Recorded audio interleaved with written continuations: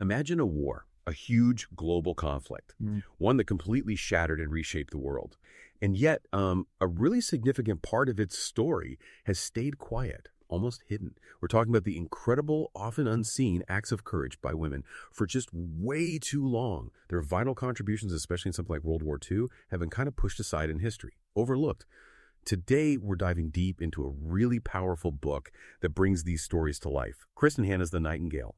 Our goal here is to unpack how Hannah, with her amazing storytelling, doesn't just entertain. She actually shifts our understanding of history and pulls out these really deep emotional responses. And as we get into this, just remember you are experiencing a unique two-host AI conversation powered by Google's NotebookLM, which is designed to give you deeper, more dynamic analysis of the book. So the core question we're sort of wrestling with is, how does a piece of fiction, a book like The Nightingale, manage to have such a huge historical impact and hit us so hard emotionally, even decades later? That's exactly it. And we're going to explore that not just by recapping the plot, but looking through this lens of rhetorical analysis. So we're going beyond what the book is about and really focusing on how Hannah persuades us, how she connects with our feelings, and ultimately how she changes how we see things. Yeah. It's about understanding the choices she made as a writer to get that effect. Okay, so let's start with the author herself, Kristin Hannah. Her background seems to lay a pretty strong foundation for this kind of story. I mean, she's not just any writer. She's a huge best-selling historical fiction author. But she also has a communications degree and actually practiced law before writing full-time. How did that feed into her work, do you think? That's a great place to start. Her legal background, I think, gives her writing a certain methodical quality, a rigor. It's not just storytelling. It's almost like building a case. Her writing feels organized, precise. But there's also this deep personal connection, which really boosts her ethos, her credibility. She wrote her first novel while her mother was dying. And that experience seems to create this emotional depth, especially when she writes about women's relationships and wartime experiences in The Nightingale. Wow. So it's not just detached history. There's this real personal weight behind it. And that's combined with some serious research, right? Mm-hmm. She really dug into WWI, France, the resistance, specifically inspired by André Dijon, that Belgian woman who helped airmen escape. How does that historical grounding work with the fiction? Oh, it's absolutely vital. That intense research, plus her track record, 4.5 million copies sold, 45 languages for The Nightingale alone, it shows she knows how to connect with people. But connecting it to the bigger picture, the reason she wrote this book seems to come from this gap, this kind of silence in our collective memory about the war.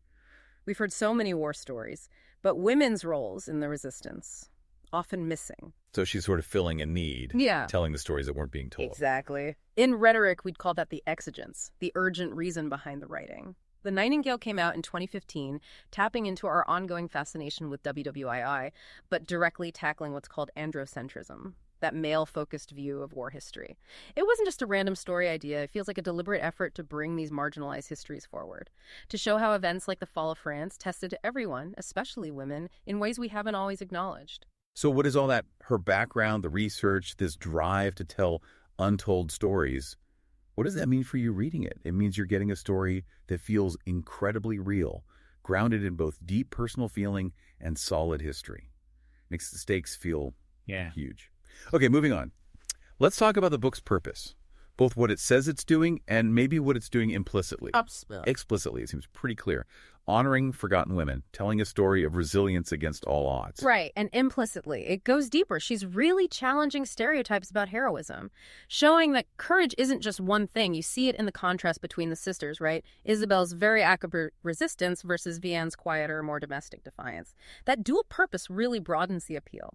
The main audience, people looking for emotional historical fiction, especially women's stories, they're definitely hooked. And it's clearly not just a small group. Her writing style, accessible but still detailed, hits that sweet spot for readers who want both a good story and some real historical insight. And selling in 35 languages, that points to something universal. Absolutely. The focus on themes like sisterhood, survival, compassion, these things resonate everywhere. They speak to the human condition, especially under extreme pressure. It makes you think, doesn't it? Yeah. How does a book about WWII France connect so deeply with you right now, wherever you are? There's something fundamental there. Yeah, and a massive part of that connection is the emotional core. Hannah's use of pathos, appealing to emotion, it's maybe her strongest tool. She really taps into these elemental feelings, the love between sisters, sacrifice for children, grief.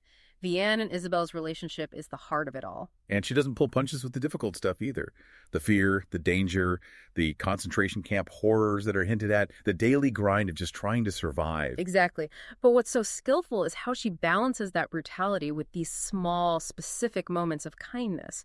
A secret shared, a bit of food. These aren't just breaks in the tension, they're deliberate choices. They stop you from despairing, sure, but they also highlight the character's resilience. They show humanity persisting even in the darkest times. It makes the hope feel earned. And the sadness is pervasive, too. The losses are real, like Isabelle's death. It's heartbreaking. But it's not just the events themselves. That frame narrative structure, the older woman looking back, it creates this anticipatory grief, almost from the start. Here's where it gets really interesting. That feeling of knowing loss is coming, how does that actually affect you while you're reading?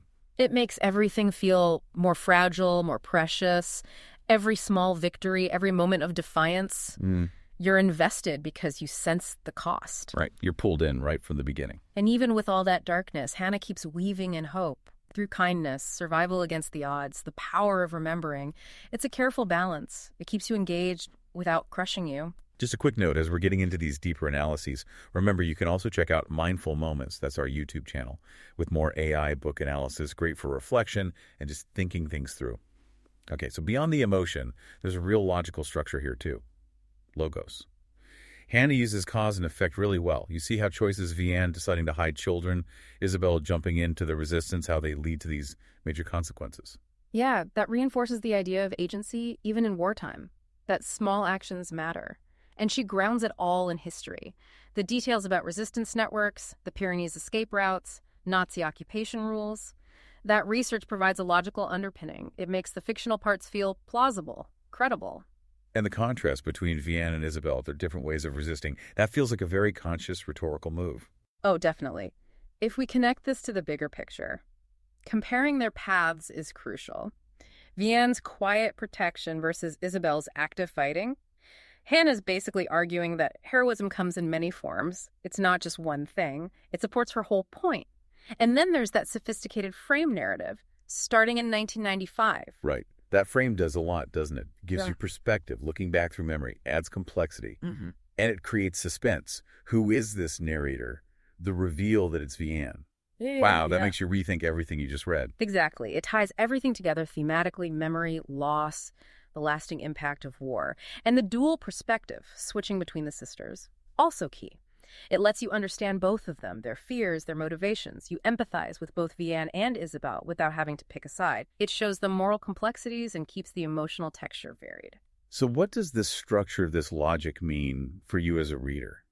It means you're not just getting the what happened, you're invited to think about the how and the why. Yeah. The different ways courage shows up. Yeah, the nuanced ways. Now let's talk about the artistry, the language, the symbols, how she uses the historical fiction genre itself. Her writing is so vivid. You really feel the tension, the sensory details of war, but it's still very readable. She uses language that hits you emotionally, especially in those moments of danger or loss.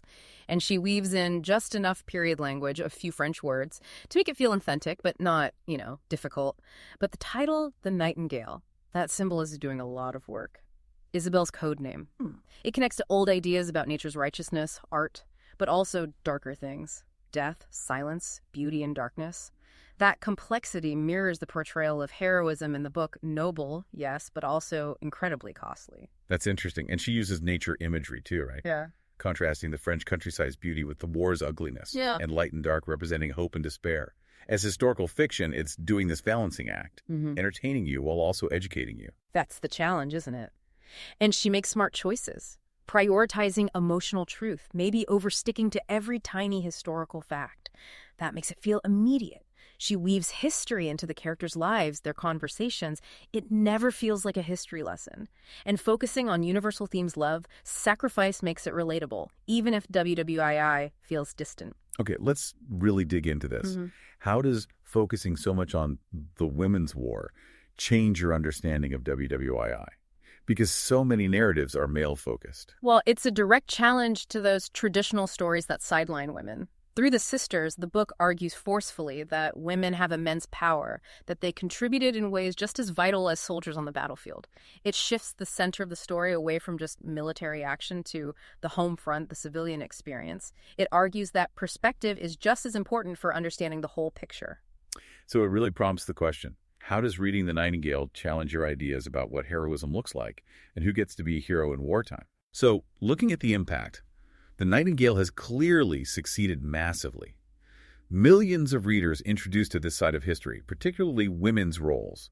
That's undeniable rhetorical success. Absolutely. And beyond sales, you see the reader reactions, the critical acclaim. People connect deeply with it. They call it the best book I've ever read. Right. Plus, the film adaptation talks, its use in schools, that shows a real cultural footprint, an educational influence.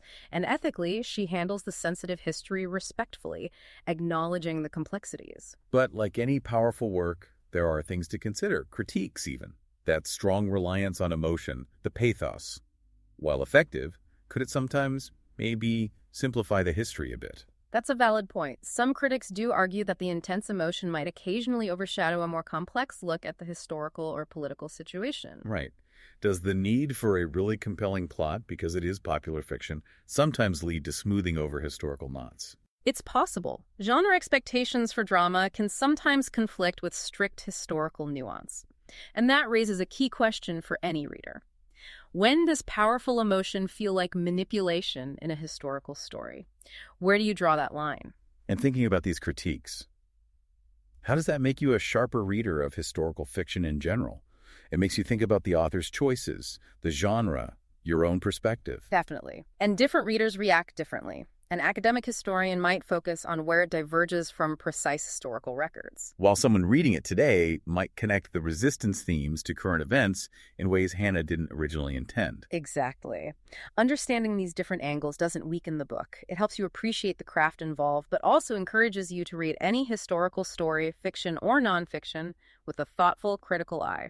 So, The Nightingale really stands out as a demonstration of Kristin Hannah's skill. It's a book that recovers lost history, challenges old narratives, and fosters this deep emotional understanding of a critical time. It proves that, popular, entertaining stories and serious historical insight can absolutely go hand in hand. They can even strengthen each other. And if you found this discussion about storytelling and rhetoric interesting, you'll definitely enjoy our Mindful Moments YouTube channel and our podcasts. We're always exploring fascinating ideas. And here's a final thought to carry with you. If stories are what shape our memory, our understanding of who we are, what other untold histories are still out there, waiting for a voice powerful enough to make us feel, remember, and truly understand? To get a full summary of this amazing book, The Nightingale, just click the link you see on screen. Please remember to subscribe to the deep dive, share this with someone else who loves a powerful story, and maybe consider buying The Nightingale using the link we've provided. And most importantly, keep thinking critically about the stories that shape our world and how they shape you.